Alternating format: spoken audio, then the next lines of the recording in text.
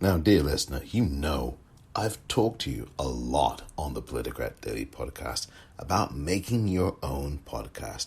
And let me tell you something, Anchor gives you the best opportunity to do that. It's free of charge. Yes, it's free. And there are lots of creation tools that allow you to record and edit your podcast right from your own phone or computer. How about that?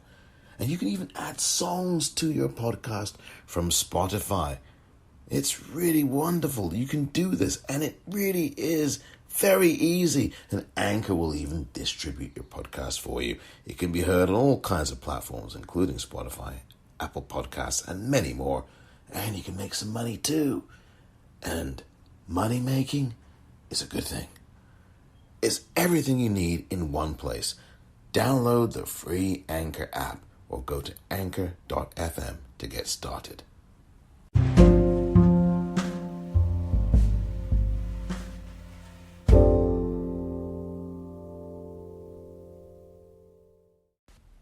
Welcome to the Politicrat. I'm Omar Moore. It is Friday, May the 28th, 2021. On this edition of the Politicrat, a conversation with Farzana, BBC broadcaster and longtime Watford fan. She and I will be talking about Watford Football Club and their great season that just ended a few weeks ago with promotion to the Premier League in English football. All things Watford coming up next.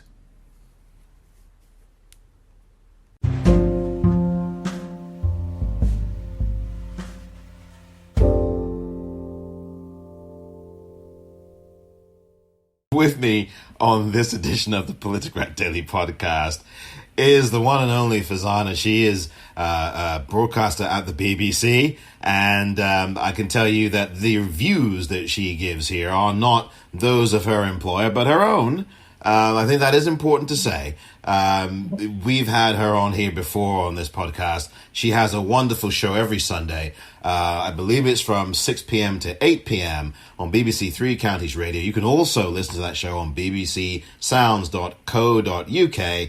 Again, the long-time Watford fan, the one, the only Farzana. Welcome, Farzana. Thank you very much for that, Omar. A pleasure to be in your company again this evening. Well, morning for you, evening for me. Right. It's just great to have you. Thank you so much. We are here, you and I, to talk, of course, about Watford Football Club and the season that they have just concluded.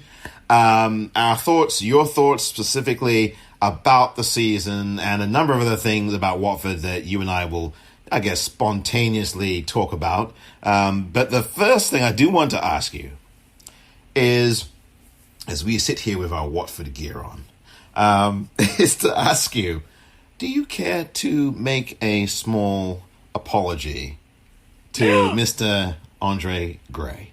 Anything you'd like to say to Andre Gray? I wish to congratulate him on his news, on on the news that he's going to become a father. Well, do you know, I mean, he's found his feet, hasn't he? He's found his feet. And yes, I hope he does very well next season. I hope he stays with us, and I hope he does very well next season. Well, that's You're not good. How diplomatic were you? You remember, like, at the start of the season, do you remember what it was like at that season? Yes, you know, it was tough. It was really, really, really difficult. And knowing that, and now we find out when seeing how close it was in terms of finance of the club. You know, living like Premiership stars. You know, staying in the top hotel in Watford before games. You know, they couldn't have done that beyond the season. Let's face it. You know, the club was in pretty dire straits, really. There is a certain amount of anger there because we didn't have the money, really, did we? Right. Punching above our weight financially. which led to a lot of problems, obviously. And it's good that this is coming out and has come out. I mean, we really do. Let me ask you about this. Do you think that Watford fans should have, and I know there are supporters clubs and there's the 1881 and there's other organizations who are doing things with the fans, but do you think Watford fans should have even more of an input regarding the club, given what we know about the so-called Big Six clubs and the Super League, and Liverpool, as you may have known, may have heard, are doing something with fans to give them more input into the club and more say? Yeah. I mean, we did have, didn't we, about 15, 16, 17 years ago when the Watford Supporters Trust was first set up, we had a huge say. We were invited to board meetings as well, but I think gradually that kind of ebbed away, with a new kind of regime, shall we say, with regime change, that kind of changes really, doesn't it? But I think it's enormously healthy, to have fans so they can communicate as well, and they can take that message back to the fans as well. It has been incredibly secretive, and that doesn't bode well with a lot of fans. So I'm all for that, absolutely. But we need the right fans there as well, who are going to ask the probing questions as well, who aren't going to be shy or awkward or embarrassed to ask those really probing questions. You need accountants, you need professional people there that can really kind of, maybe sift through some of the stuff and can actually see what's going on. So I'm all for that, absolutely. But it shouldn't just be a token kind of thing. It's got to be there. It's got to be kind of mutually beneficial, for sure. What do you think? I didn't hear you. I'm sorry. The last part of what you just said. We are having a bit of internet difficulty. So for those listening and watching, you'll understand that happens sometimes. It's not. You know what? I'm gonna call you. Yeah. Okay. Is that what you want to do? Okay. And so. Is that if you'd like to? It's up to you. Because you know what, the connection is so unstable. Yeah. The connection is really unstable, and you're freezing a little bit. Oh no! I think I'm freezing. Can you hear me? I can hear you, but then you go in and out. So. Right. I'm really sorry. Let me call you from the mobile. Yeah. No problem. I'll zoom you in from my mobile. You got it. Okay. Excellent. Okay. Thanks.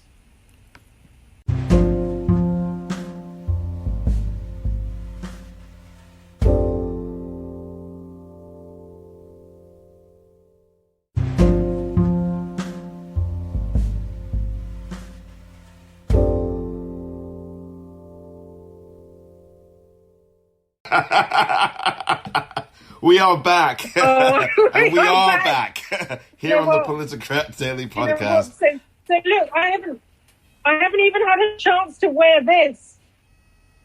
Oh, look at that.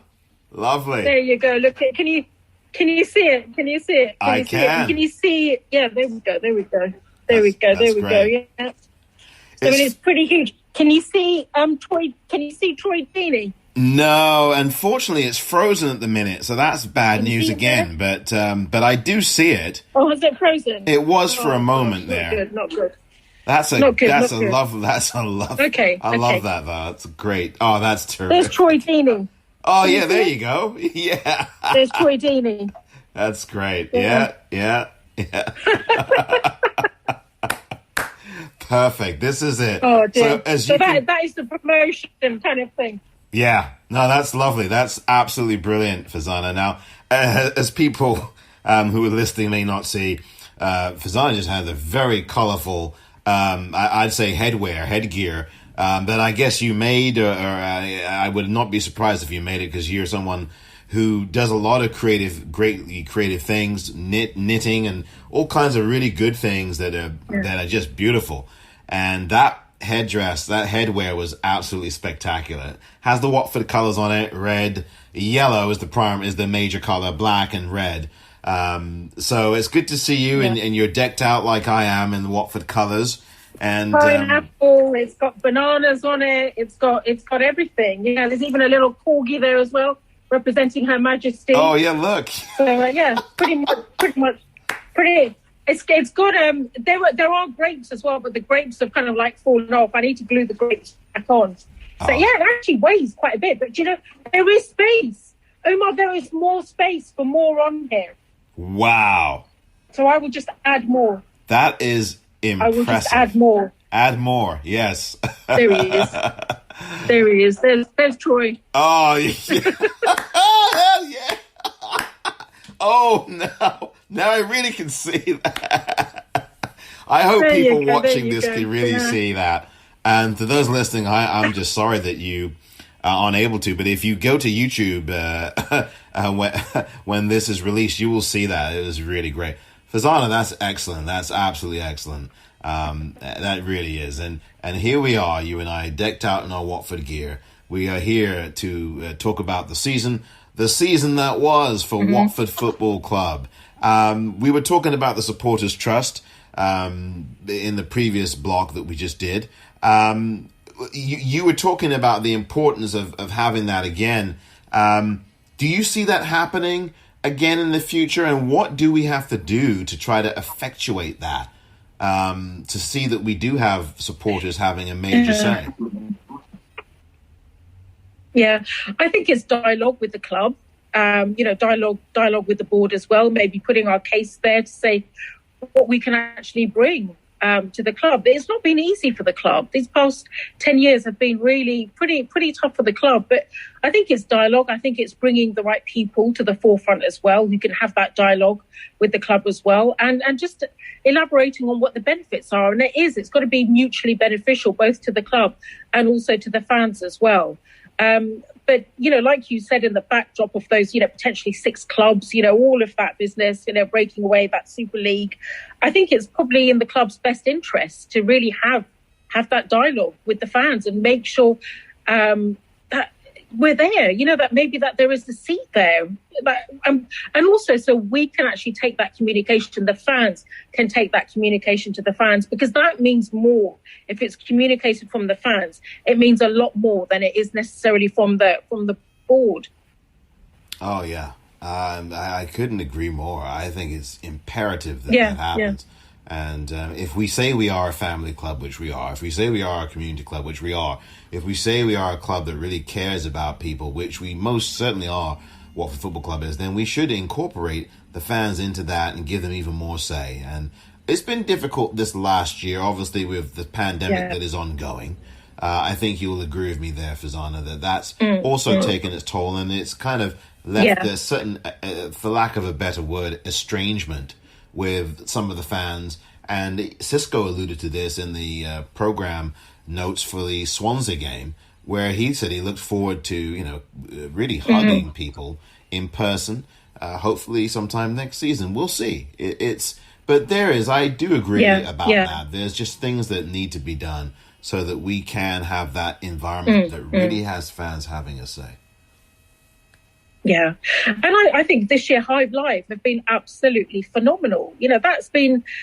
And I think also for fans who maybe are Watford fans, maybe don't necessarily have season tickets, don't go maybe to every single match. I think for them it's been a real renewal of their love of all things Watford. So I think that's been wonderful, and just the imaginative way that fans have been watching games as well. So at the end of our Hive Live match, but several of us have got together on a Zoom call. So that's been our kind of like post-match dissection. We don't, depending on how well we've played, and then we just talk about anything and everything. And if there's always a celebration photo if we've won, of course. So yeah, everyone's just been really creative, and I think that's been good. We liken this season really to Dallas, when kind of Bobby has the dream, and it never really happened. It was all a dream. So we were in the championship, but it was just a dream. It was like a Bobby Ewing, right. kind of Dallas dream. So it just didn't happen. We've just woken up from the dream, and that's it. That's right. We've got all this gear on. We don't know how that happened, but don't know how it happened. We're in the shower, having a shower. Exactly. But yeah, do you know, I felt it so much on the last game of the season when the players normally walk around the pitch, Yes. with their children, and it's their opportunity to say thank you, for us to say thank you to them. There'll be little kids, they will have promised their boots to, their clothing to, whatever. I really missed that. That was really sad, because that's like the proper end to the season, isn't it? Just, that ability to say thank you.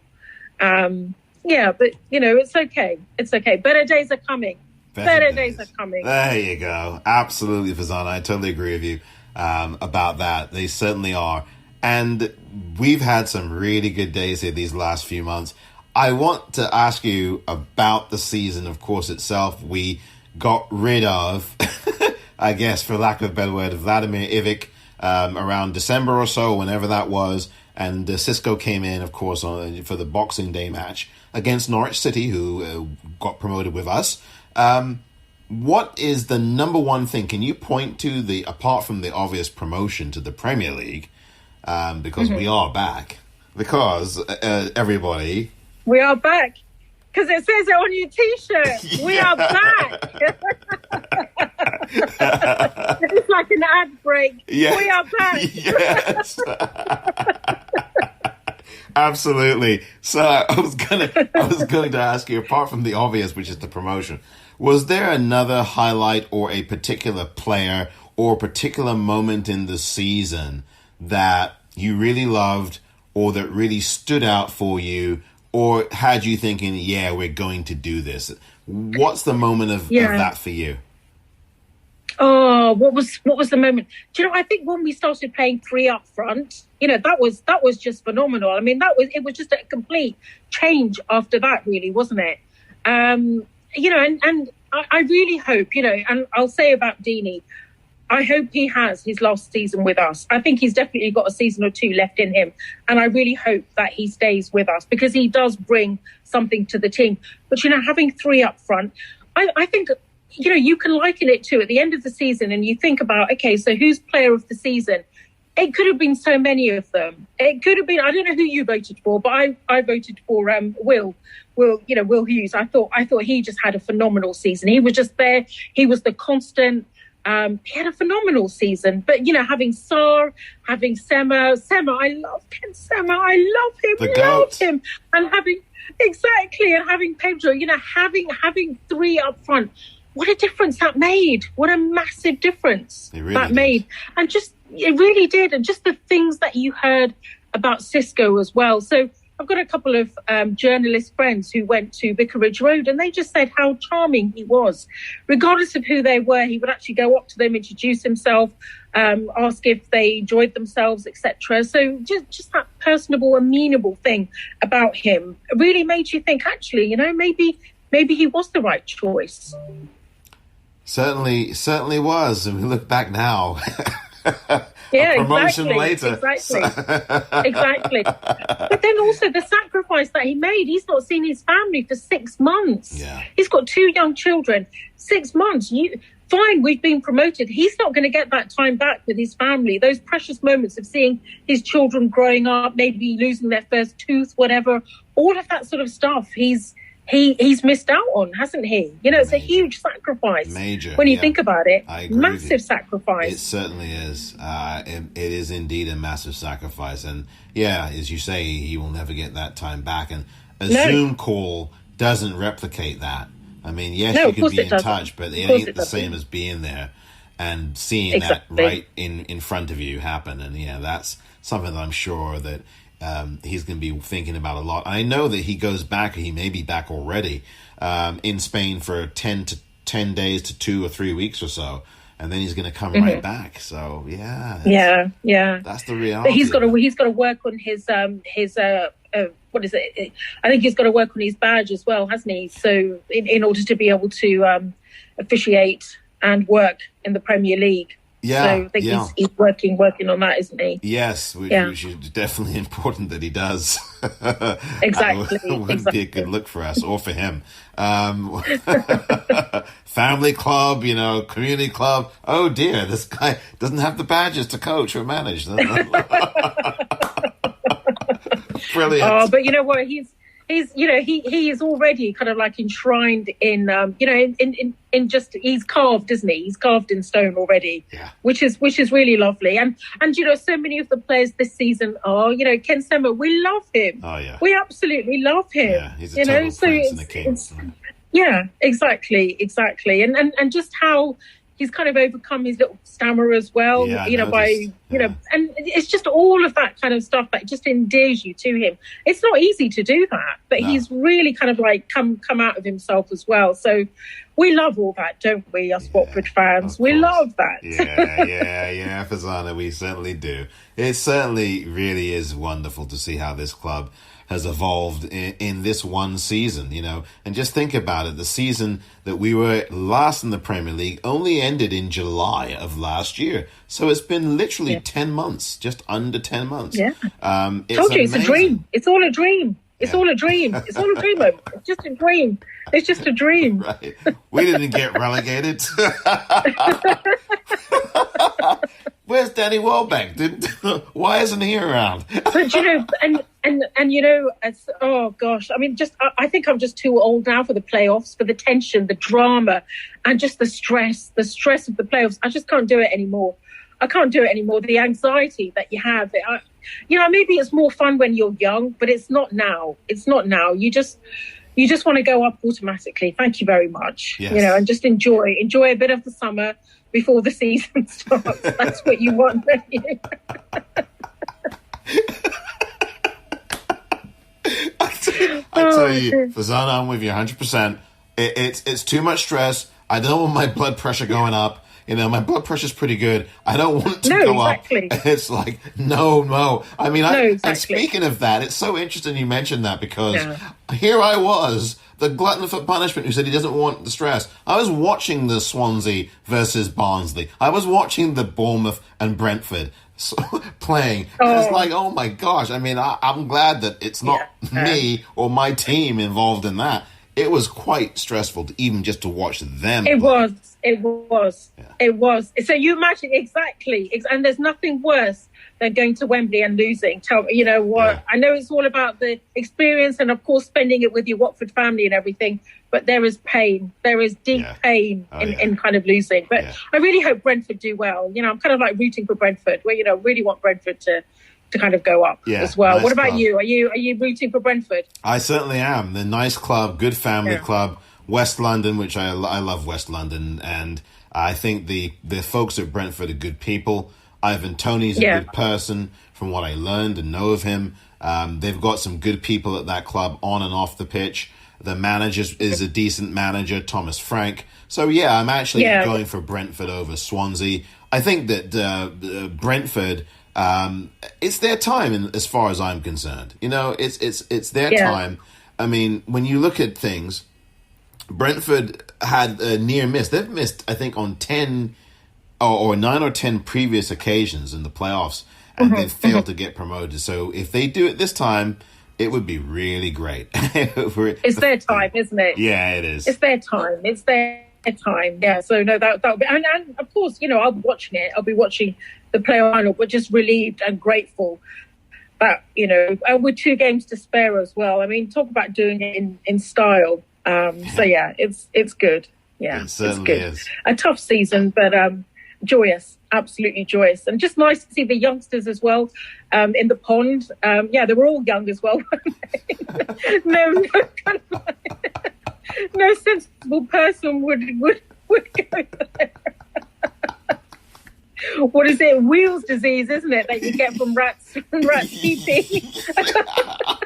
I'm a microbiologist. A little too much. Just a little bit of information is too dangerous. So no, but really happy, really, and exciting thinking about the kit for next season and all of that. So very, very excited. The ticket touts will return, of course. Yes. Police horses as well. You're in the Premier League when you've got police horses, kind of like outside your ground. Oh yes, absolutely. That's so true.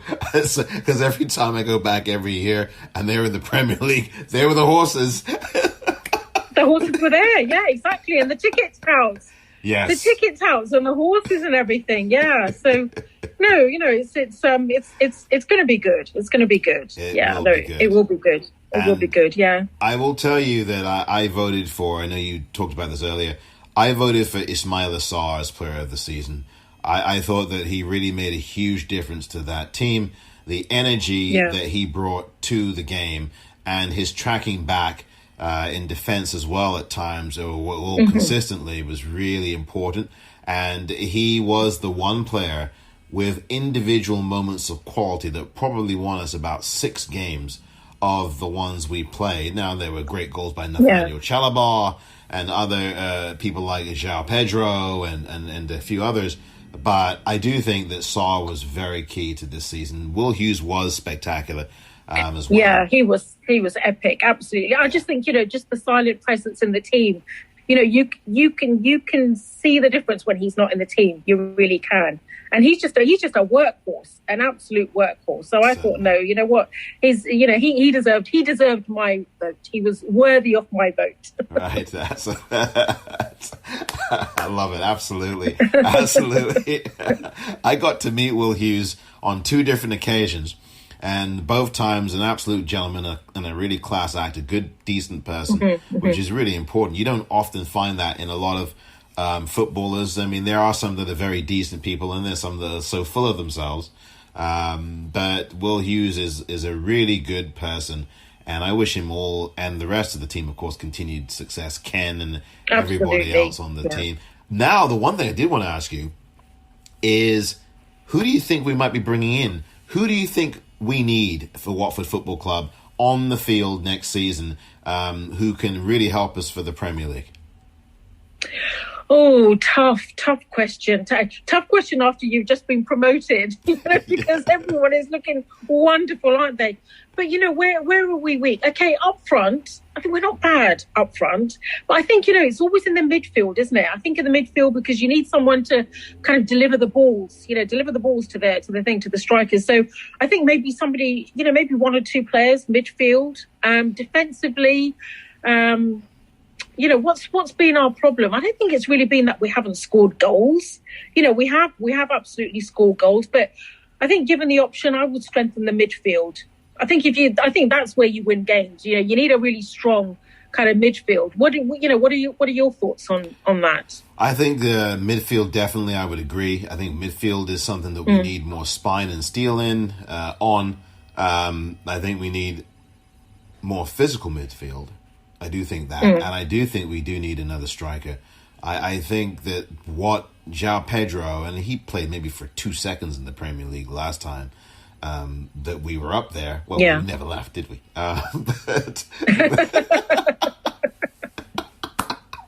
But one of the things I think we do need is a striker, because that step up from the Championship to the Premier League, as you know, is a huge step. Is huge, yeah. And even though players get protected in the Premier League a lot more than they do in the Championship, you will need a striker to score regularly, because if you look at what we had front line, there was only one person you could probably count, or maybe 2 of those 3, to score regularly and consistently.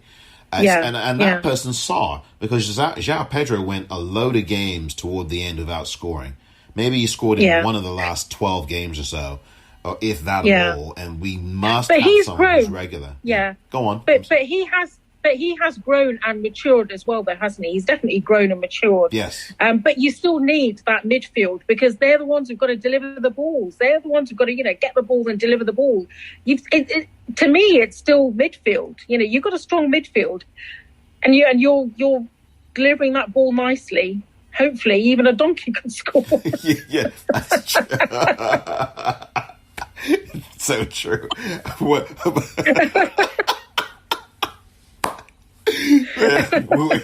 We might have to wager on, place a bet. Yeah. We'll have to go to William Hill.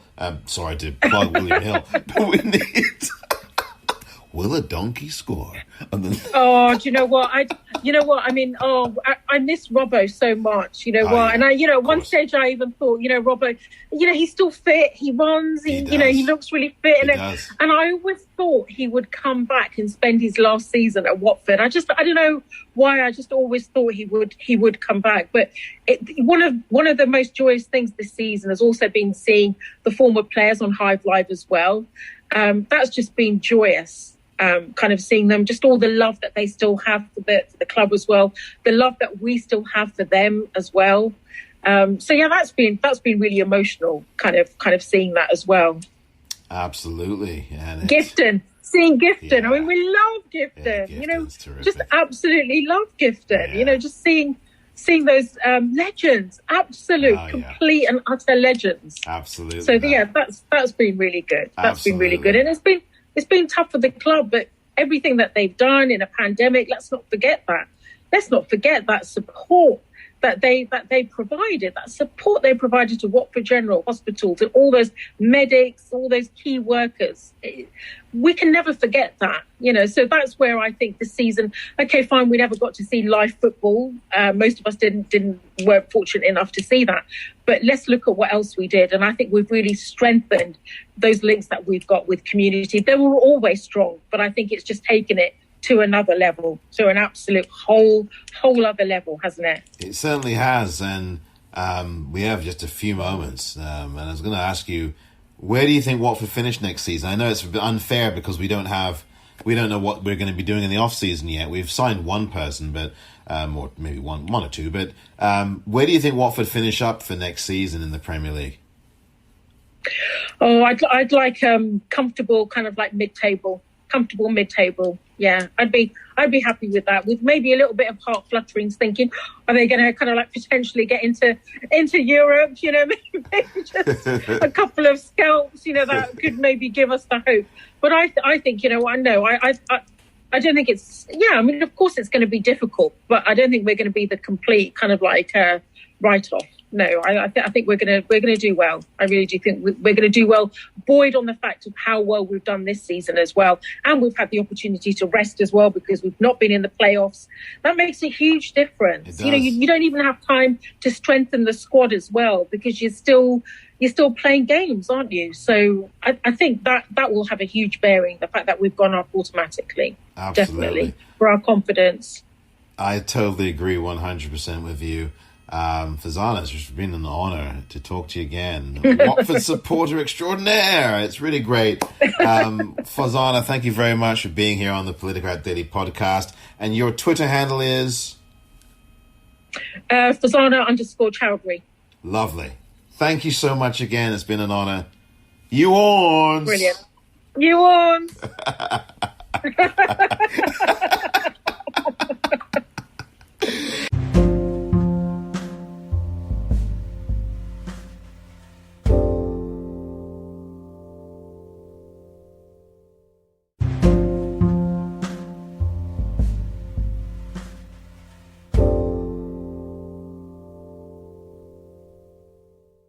It's always great to have Farzana on to talk Watford Football Club and all things Watford related. And again, you can listen to Farzana on Sundays on bbcsounds.co.uk. And she is on 3 Counties Radio on the BBC every Sunday from 6 p.m. to 8 p.m. UK time. That would be 1 p.m. Eastern Time in the US and 10 a.m. Pacific Time in the US. Thank you very much for listening to this edition of the Politicrat. I'm Omar Moore.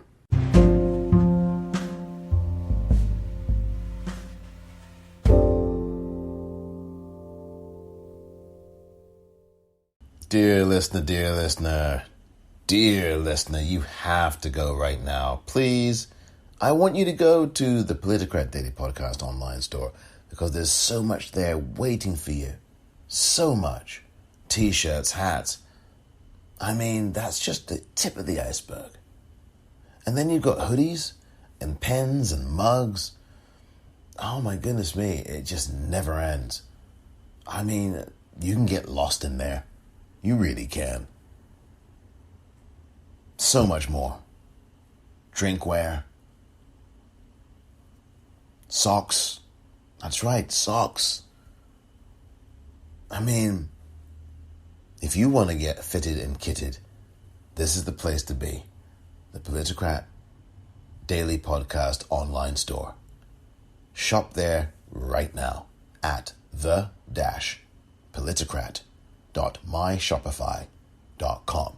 That's the-politicrat.myshopify.com. Thank you for your support.